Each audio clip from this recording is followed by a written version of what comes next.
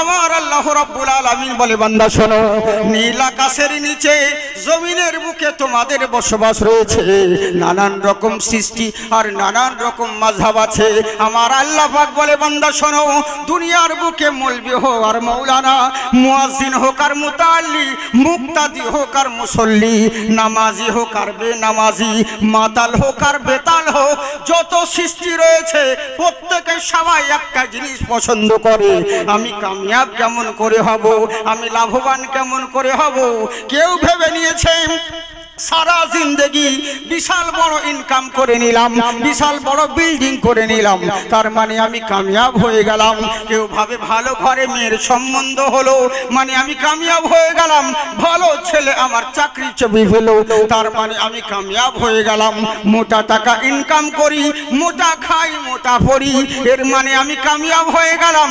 কিন্তু কামিয়াব কাকে বলে এগুলো আমরা কেউ জানলাম না। রব্বুল আলামিন ইয়া আকরামাল আকরামিন, মাবুদ তুমি বলো কামিয়াব কাকে বলে? রুতবা মর্যাদা ধন সম্পদ এগুলো থাকলে কি কামিয়াব হওয়া যায়? আমার আল্লাহ বলে বান্দা শোনো, ধন দৌলত রুতবা মর্যাদা সম্মান এর নাম কামিয়াবি নয়। যদি ধন দৌলতের নাম কামিয়াব হতো, ওরকম ধন দৌলত তো আমি ফেরাউনকেও দিয়েছিলাম। যদি রুতবা মর্যাদার এর নাম কামিয়াব হওয়া যায়, ওরকম রুতবা মর্যাদা আমি নমরুদকেও দিয়েছি। তার মানে বোঝা গেল যেই জিনিস মুমিনের কাছে থাকে আবার যেই জিনিস কাফেরের কাছে থাকে এর নাম কামিয়াবি নয়। তাহলে কামিয়াব কাকে বলে? আমার আল্লাহ পাক বলে বান্দা শোনো, ফামান তাবিয়া হুদায়া, যারা হেদায়াত পেয়ে গেল তারাই প্রকৃত কামিয়াব হয়ে গেল। বুঝলেন? হেদায়াত যারা পেল তারাই কামিয়াব হলো। আমরা এই মাহফিলে এসেছি হেদায়াতের উদ্দেশ্যে। আল্লাহ পাক যদি আল্লাহর ওলির মাহফিলে এসে আল্লাহ যদি আমাদেরকে একটা কথা যদি আমল করতে পারেন আর ওটাই যদি আমাদের হেদায়াতের জারিয়া হয়ে যায় তাহলে তো যথেষ্ট। কিন্তু সমস্যা হচ্ছে কি, আমরা সবাই চাই যে আমরা হেদায়াত হব, ও চাই ও ভালো হোক, ই চাই এ ভালো হোক, কিন্তু কেউ নিজে নিজে ভালো হয় না। বুঝলে? আমরা মৌলবি বক্তা দেখে মনে হয় বিশাল বড় আল্লাহওয়ালা, স্টেজ থেকে নেমে যাওয়ার পরে মনে হচ্ছে ওর মতন ছেচুন্দার আর কেউ নাই।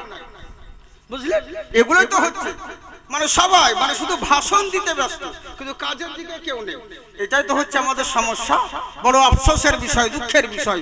স্টেজে খুব ভাষণ দিলাম, সুদ খাওয়া যাবে না, 1 টাকা সুদ খেলে পরে এত গুনাহ অত গুনাহ, খুব বক্তব্য দিলাম।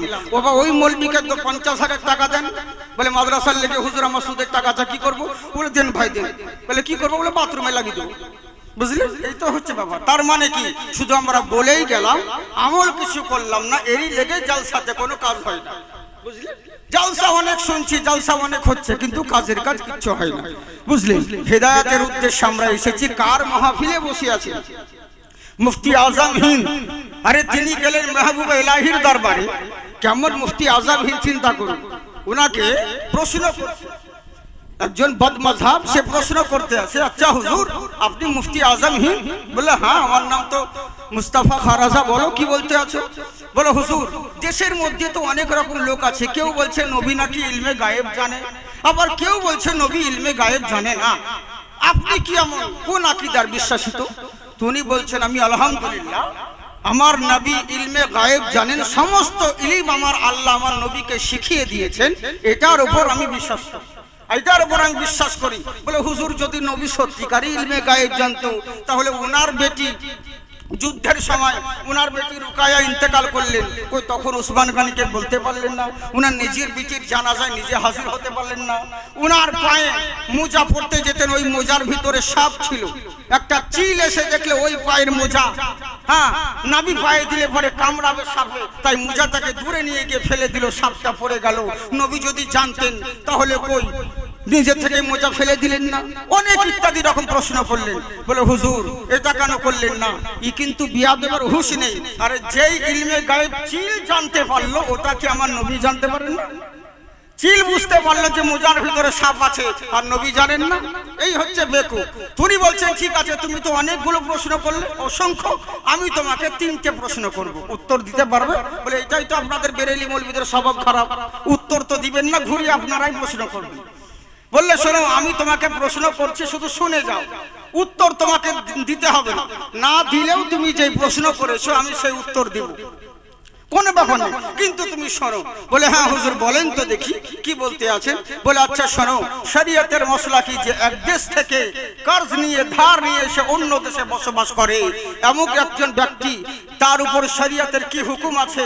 যার মা আপাহিজ ভিক্ষা করে খাচ্ছে রোজে পিয়ালা নিয়ে, আর তার ছেলে বাদশাহীর মতন চালচলন করে বেড়াচ্ছে, ঘুরে বেড়াচ্ছে, তার উপর শরীয়তের কি মশলা হয়? উনি বলছেন হুজুর আর বলিয়েন না। বলে কেন? বলে যে অন্য জায়গায় থেকে ধার করে নিয়ে এসেছে ওই ব্যক্তি আমি, আর আমার মাই ভিক্ষা করে বেড়ায়, আমার মাকে আমি দেখি না, আমি সেই ব্যক্তি। তো বুঝতে পারে আরে বেরেলির মুফতি আজম হিন্দ মুস্তাফা খাঁ রাজার ইলম যদি এরকম হয়, তো মুস্তাফা খাঁ রাজাকে যে বানিয়েছেন নবী মুস্তাফার ইলম কতটা হয়? হ্যাঁ, উনার ইলমের জবাবের কি কথা? তেরি জন্য বলছি বাবজি বসুন। আল্লাহওয়ালা শুধুই হওয়া যায় না, আল্লাহওয়ালা হতে গেলে কি হতে হয় আগে আমি আপনাদেরকে বোঝাই। মানে প্রোগ্রাম মানে উল্টো দিকে হয়ে গেছে, তো ওই জন্য আমাকে একটু হাফু হাফু লাগছে, কি বলবো কোন দিকে বলছি বুঝতে পারছি না। হ্যাঁ, মানে দর্শক অন্য দিকে হয়ে গেছে, এই জন্য আমার মন বিগড়ে যাচ্ছে। তো যাকে কথাটা হচ্ছে কি, আমার কথা বুঝতে পারছেন আপনারা? অসুবিধা হয় না তো? হ্যাঁ হ্যাঁ, এরই জন্য বলছি, মানে আস্তে আস্তে বলা অভ্যাস তো নেই, ওই জন্য স্পিডে হয়ে যাচ্ছে, তাড়াতাড়ি বলতে গিয়ে কথা বেরিয়ে যায়, বোঝা যায় না। তো এরই লেগে বলি, তো আল্লাহওয়ালা কাদেরকে বলে আর আল্লাহওয়ালা কাদেরকে হয়? আচ্ছা বলুন তো দেখি, কোন মৌলবীর বন্ধু কি কোনো সারাবি হয়? সারাবি মৌলবীকে বন্ধুত্ব করবে না, কেন? কারণ আমি যদি মৌলানার সঙ্গে দোস্তি করি তো আমাকে বলবে মদ খাওয়া হারাম, এই খাওয়া হারাম, ওই করা চলবে না, এই করা চলবে না। এই জন্য কোনো সারাবখোর মৌলবীর সঙ্গে দোস্তালি করতে আসবে না। কার সঙ্গে করবে? ওর যে ক্যারিয়ার, ওর স্ট্যাটাসের যে লোক থাকবে, স্ট্যাটাসে, মানে যে সারাবখোর তার সঙ্গে বন্ধুত্ব করবে, কিন্তু কোনো ভালো লোকের সঙ্গে বন্ধুত্ব করবে না, এটাই হচ্ছে নিয়ম। তো আচ্ছা চিন্তা করেন দেখুন, যারা আল্লাহওয়ালা হয় আল্লাহ কাদেরকে বন্ধু বানাবে? যারা সারাবখোর, মদখোর, জুয়াখোর, গীবতখোর, এদেরকে কি বন্ধু বানাবে? না। যারা আল্লাহ আল্লাহ রসুলের ফরমাবরদারি মেনে চলবে আল্লাহ তাদেরকে আল্লাহর বন্ধু বানাবে, বুঝলেন? এবার হচ্ছে বাকি আমরা সারা জিন্দগি চিন্তাই তো করে বেড়ালাম, এর আর ওর লাগাম ধরে বেড়ালাম, কিন্তু কাজ হলো না। আল্লাহওয়ালাদেরকে দেখে আল্লাহর ওলি কেমন করে হওয়া যায়, আর আল্লাহওয়ালা হতে গেলে কি হবে?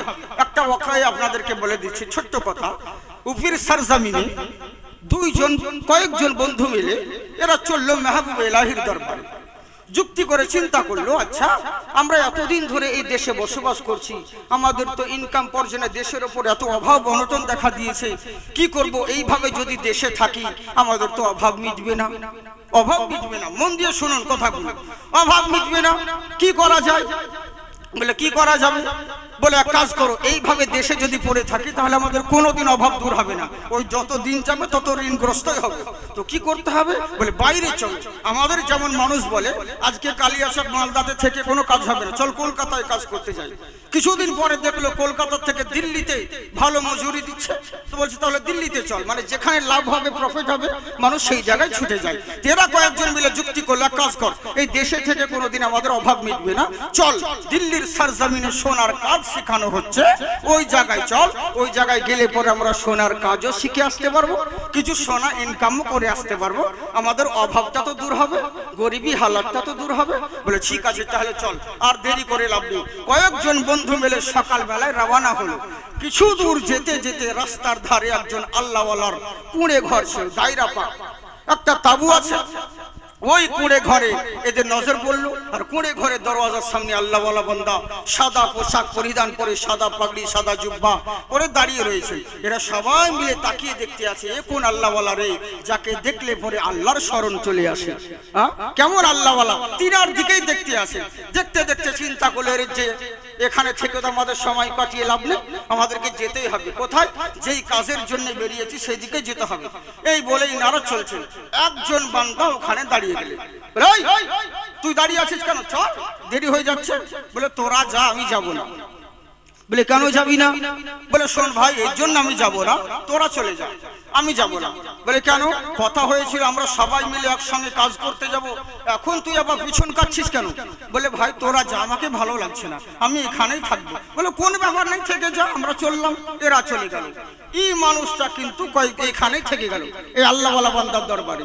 কি করে আল্লাহ বলি যখন ওযুর কথা আসে টাইম আসে ওযুর বানিয়ে গিয়ে দেয়, মুসাল্লা বিছিয়ে দেয়, জামা কাপড় খেঁচে দেয়, এক কথায় ইনার খিদমতেই ব্যস্ত থেকে গেল, আল্লাহর ওলির খিদমতেই ব্যস্ত থেকে গেল। এবার দিনের পর দিন দেখতে দেখতে বছর নাগাদ ঘুরতে ঘুরতে ওই বান্দাগুলো যারা একসঙ্গে বন্ধুগুলো গিয়েছিল ওরা সব স্বর্ণের কাজ শিখে কালো ছোট্ট ব্যাগে কিছু স্বর্ণ নিয়ে চলে আসতে আছে, বাড়ির দিকে রওনা হচ্ছে, বেশ আনন্দে আসছে। আর আস্তে আস্তে ওই রাস্তার ধারে আল্লাহওয়ালার দায়রা কুড়ে ঘর দেখছে এই ছেলেটা রোদে জামা শুকোচ্ছে, আর একে দেখে এরা দোষ মারতে লাগলো, দেখ আমাদের সঙ্গে যদি আজকে যেত আমাদের মতন কাজও করে আসতে পারতো, কাজ শিখে আসতে পারতো, কিছু সোনাও ইনকাম করে আনতো। আজকে দেখ ভণ্ড ফকির আল্লাহওয়ালার পাল্লায় পড়ে নিজের সময়টাকে নষ্ট করে দিল, আমাদের সঙ্গে চলে গেলে তো কিছু লাভবান হতো। এই কথা যেমন শোনা মন খারাপ হয়ে গেল, এটা স্বাভাবিক ব্যাপার। আপনারা যদি দুই বন্ধু হন আর যদি একজন পাশে 3 তলা বিল্ডিং করে সমান চাকরি করে আর একজন যদি না করতে পারে তো লোকে বলবে ওর হলো তোর কেন হচ্ছে না, মনটা খারাপ হবে। তো চিন্তায় পড়ে গেল বাড়ির অভাবের কথা, হয় রে এদের তো লাভবান হয়ে গেল এরা, কিন্তু আমার তো ইনকাম এখনো হলো না, আমি তো অভাবেই থেকে গেলাম, বাড়ির কথা মনে পড়ে গেল, কিন্তু কি করবে উপায় তো নেই। কান্না মন খারাপ করে একটু চোখ দিয়ে অশ্রু বের করতে লেগেছে, কান্না করতে লেগেছে। আর আল্লাহওয়ালা এইদিকে ভিতর থেকে ডাক দিচ্ছে, বাবা নিজামুদ্দিন শোনো। বলে লাব্বাইক ইয়া হুজুর বলুন। বললে বাবা শোনো আমি ইস্তিনজা করব, ইস্তিনজা করার জন্য এখানে পানি পাওয়া যায় না, ইস্তিনজা করতে গেলে কুলুপ নিতে হবে, তাই কুলুপ নেওয়ার জন্য একটা ঢেলার ব্যবস্থা করো, একটা ঢিলের ব্যবস্থা করো। আপনারা ঢিল বোঝেন তো? হ্যাঁ, পানি না থাকলে যেতে নেই, অত নেন না, তোর কি বুঝবে? হ্যাঁ, নেনারি লেগে বোঝে তো। বলছে কুলুপ নেওয়ার জন্য ঢিলের দরকার আছে, একটা ঢিলের ব্যবস্থা করো। ইনি ঢিল খুঁজতে গেল, অনেকক্ষণ হয়ে গেল, 10 মিনিট হয়ে গেল, আধা ঘন্টা হয়ে গেল, 1 ঘন্টা হতে যাচ্ছে, এর খবর নেই। আল্লাহর ওলি ভিতর থেকে ডাক দিচ্ছে, আচ্ছা বলো বাবা তোমাকে যে ঢিল আনতে বলেছি তুমি কি ভুলে গেছো, এখনো দেরি হচ্ছে কেন? বলে হুজুর আর বলবেন না, আপনি যখন থেকে আমাকে ঢিল খুঁজতে বলেছেন আমি তখন থেকে ঢিল খুঁজতে আছি, আমার নজরে ঢিল পড়ছে না, আমি ঢিলই নজরে দেখতে পাচ্ছি না। মন খারাপ হয়ে গেল। আপনাকে যদি বলি এখানে এক মুষ্টি মাটি তুলে দেন, আর ও যদি বলে আমি তো হুজুর মাটি দেখতে পাচ্ছি না, তো কি বলবো, হবে তুই কি কানা, চারিদিকে মাটি তুই দেখতে পাচ্ছি না? বলছে আমি মাটি পাই না। তো বলছে চারিদিকে বানসার জমিন, ওই তো কত বড় বড় ইট ঢালা পড়ে আছে, আর তুমি বলছো আমি ঢিল খুঁজে পাচ্ছি না।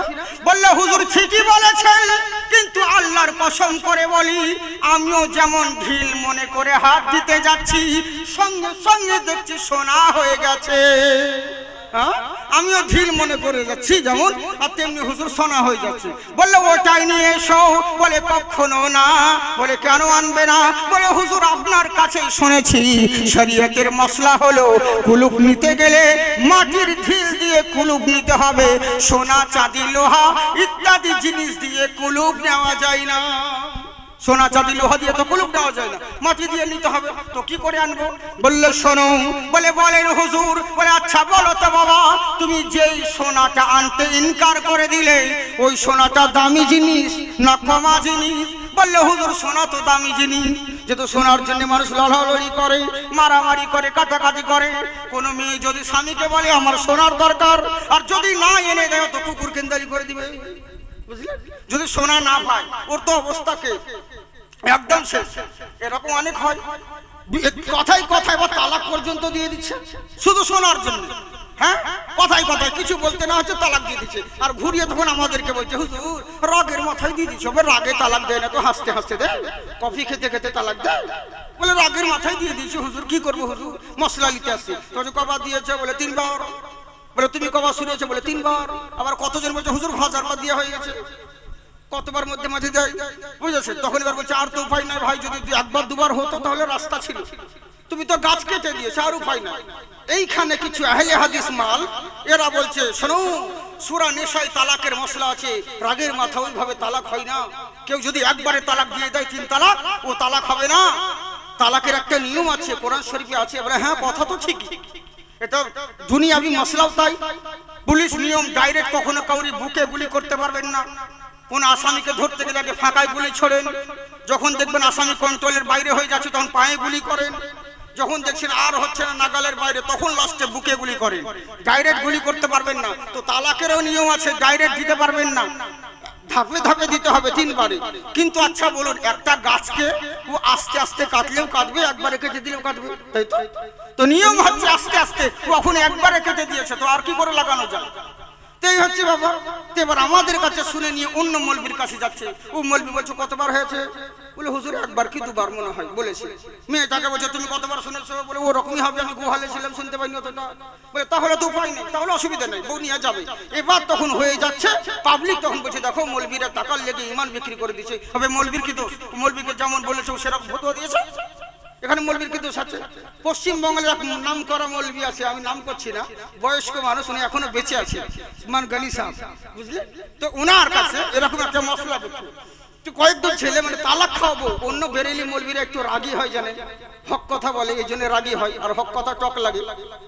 তো তালাক খাওয়াবো নিয়ে চলে গেছে, ই মৌলবীর কাছে গিয়েছে, মৌলবী ওকে সবকিছু নিয়ে বলেছে 1000 টাকা দে, তোর বউ নেওয়া যাবে। 1000 টাকা দিয়ে বলেছে বউ নিয়ে চলে যাও। এবার বেরেলি মৌলবীর কানে খবর গেছে, হ্যাঁ, আর তেমনি সঙ্গে সঙ্গে এসে মৌলবীর কাছে একদম কলা ধরে, আপনার এত বড় সাহস, আপনি টাকার লেগে ইমান বিক্রি করে দিচ্ছেন? আমরা আল্লাহ হযরতের লোক, হক কথা বলি, হ্যাঁ, আর আপনি টাকা নিয়ে যে তালাক খাওয়াবো আর আপনি পয়সা নিয়ে বলেছেন বউ নেওয়া যাবে। বলে শোনো, তোমাদের মতন অত কাঁচা মাল আমি নই, বয়স হয়ে গেল আমার মৌলবিগিরি করতে করতে। আমি প্রথমেই জিজ্ঞাসা করেছি ওকে, তুই কলমা জানিস? বলে না জানি না। বলে তুই নামাজ পড়িস? বলে না পড়ি না। বলে তুই তো মুসলমানই নয়, তো তোর আবার তালাক কিসের? 1000 টাকা দে, বউ নিয়ে ঘর চলে যা। বুঝলেন, তালাক হলো মুসলমানি, তুই তো মুসলিমই নাই, তো তোর আবার তালাক কিসের? তো এরকম হচ্ছে ব্যাপার, বুঝলেন? আমাদের ঘরে ঘরে এরকম কত কিছু হচ্ছে, শুধু শুধু তালাক, স্বামী স্ত্রীতে কথায় কথায় ঝগড়া ঝাঁটি ঝামেলা ইত্যাদি বিভিন্ন রকম ভাবে ঝামেলা চলছে সোনার জন্য, যে কোনো জিনিসের জন্য। তাই বলছে হুজুর, সোনা তো দামি জিনিস, এই সোনার জন্য মানুষ লড়ালড়ি মারামারি করে, এমনকি স্বামী স্ত্রীতে ছাড় পর্যন্ত হয়ে যায়। তো বললে বাবা, তাহলে এত যখন দামি জিনিস তুমি আনছো না কেন? এত দামি জিনিস যেহেতু, এত মূল্যবান জিনিস মূল্যহীন নয়, তো মূল্যবান জিনিস তুমি আনতে চাইছো না কেন? বলে হুজুর এরই জন্য আনছি না, আপনি তো বলেছেন ওই সোনা দিয়ে কুলুপ দেওয়া যায় না। বলে বাবা চিন্তা করো, তুমি কি মন খারাপ করছো? বলেন কেন হুজুর? বললে শোনো শোনো, পীররা হয় রওশন জামির, আল্লাহর দেওয়া শক্তিতে তোমার দিলের খবর বলতে পারে। তুমি একটু আগে মন খারাপ করছিলে এই সোনার জন্যে, যেই সোনা এত দামি জিনিস, যার জন্য মানুষ লড়ালড়ি মারামারি করে, সোনার জন্য কাটাকাটি করে। আর এত দামি সোনা, যেই সোনা পেশাব ফিরার কাজে লাগে না, কুলুপ নিতে গেলে কাজে লাগে না, আর তুমি সেই সোনার জন্য মন খারাপ করছো। প্রকৃত মন যদি লাগাতে হয় মহান আল্লাহর সঙ্গে লাগাও, তুমি যেটাতে হাত দিবে আল্লাহ সোনা বানিয়ে দিবে। বুঝলেন? তাই বলছে সরো দুনিয়াবাসীরা, হে আমার ইমানদারগণ, তোমরা আল্লাহকে ভয় করো, আর আল্লাহর ভয় যা দিলে রাখতে গেলে আল্লাহওয়ালার সঙ্গ লাভ করো। আল্লাহওয়ালার সংস্পর্শ যদি তোমাদের দিলে থাকে, হাজারো শয়তান চেষ্টা করলে পরেও তোমার দিন থেকে ঈমান নষ্ট হবে না। এবার বলুন, বক্তব্য স্টার্ট করব না ছেড়ে দেব? বলবো? না, আমি জিজ্ঞেস করে করে বলতে হয় তো। জি, অনেক সময় হয় আমার উপায় না, এখন উঠে গেছি আর তো বক্তা না, এখন যা বলছে চালাও, ওই শুনতে হবে, এখন উপায় না, এরকম অনেক জায়গায় হয়। বুঝলেন তো? তো ওর জন্য বলছি জিজ্ঞেস করার বেশিক্ষণ বক্তব্য রাখবো না, ওই ধরনের মাল আমরা নয় যে আপনাদেরকে বিরক্ত করব। যত তাড়াতাড়ি হয় তত তাড়াতাড়ি ছেড়ে দিলে মানে আমরা বাঁচি। এমন ওয়াজ করবো, আল্লাহ অনেক কোয়ালিটি দিয়েছি, কখন সকাল হবে বুঝতে পারবে না, কিন্তু অত করবো না, আমার শরীর খারাপ, বুঝলেন? দরকার নেই, দেরি লেগে। তো কথা হচ্ছে কি, মন দিয়ে শুনুন, তাহলে বাবজি শোনাবো কি আমার। তো আল্লাহ রাব্বুল ইজ্জত, আমরা আল্লাহ রাব্বুল ইজ্জতের আউলিয়া কিরামের মাহফিলে আমরা এখানে হাজির হয়েছি, উপস্থিত হয়েছি হিদায়াতের উদ্দেশ্যে। আল্লাহ পাক যেন আমাদেরকে হিদায়াত দান করেন, বলেন আল্লাহুম্মা আমিন।